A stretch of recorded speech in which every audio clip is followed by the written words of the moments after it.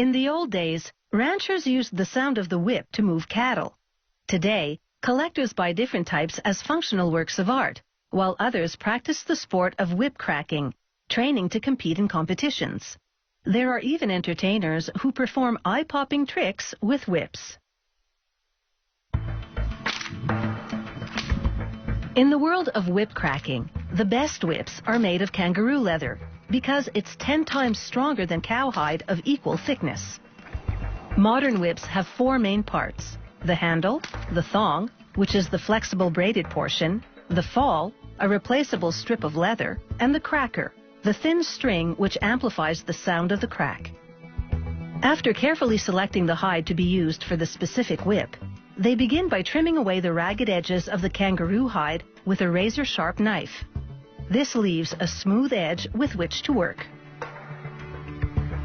They now begin cutting out all the whip's leather components, most of which have strands which they'll later braid.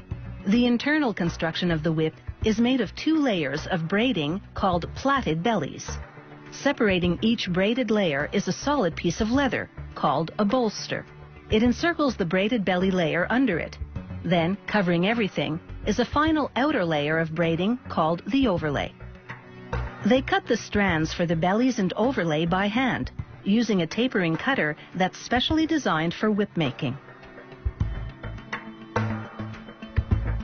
The finished overlay and bellies have a flat portion at the top called the yoke, and strands tapering continuously along their entire length.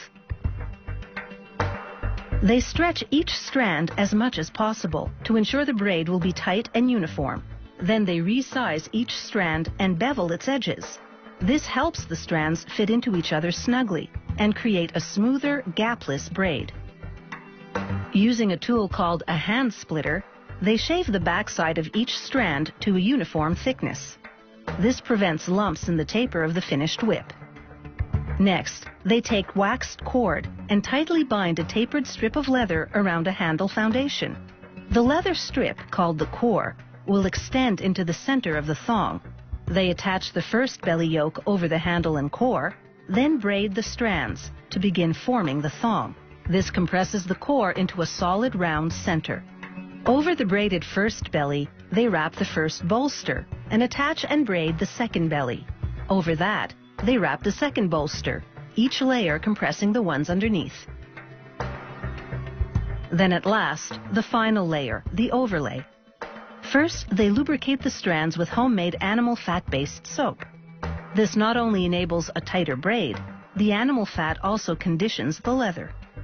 This particular whip has a 12-strand overlay, but more intricate overlays can have as many as 72 strands, forming complex patterns. While braiding, it's critical to seat and align the inner layers and pull the strands tightly.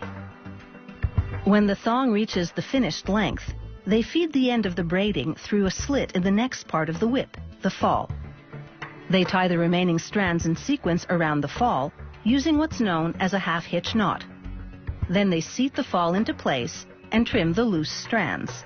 This creates a secure connection between these 2 sections of the whip. Now they roll the thong between a hard surface and a block of marble. This compacts the braiding and rounds out the overall shape. Then they tie the cracker onto the tip of the fall.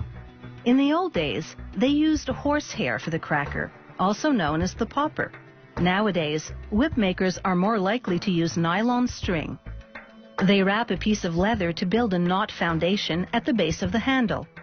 For longer and thicker whips, they form the knot foundation with a piece of lead to properly balance the whip. They fold the yoke from the overlay over the foundation, then, with a separate strand of leather, cover the foundation with what's known as a Turk's head knot. After trimming the knot strands, they shape the knot with a soft mallet. Then, more rolling. Lastly, they apply a coat of natural shellac to the entire whip. This protects the materials and produces a nice sheen. No whip leaves the shop without a round of hands-on testing to make absolutely sure it's all it's cracked up to be.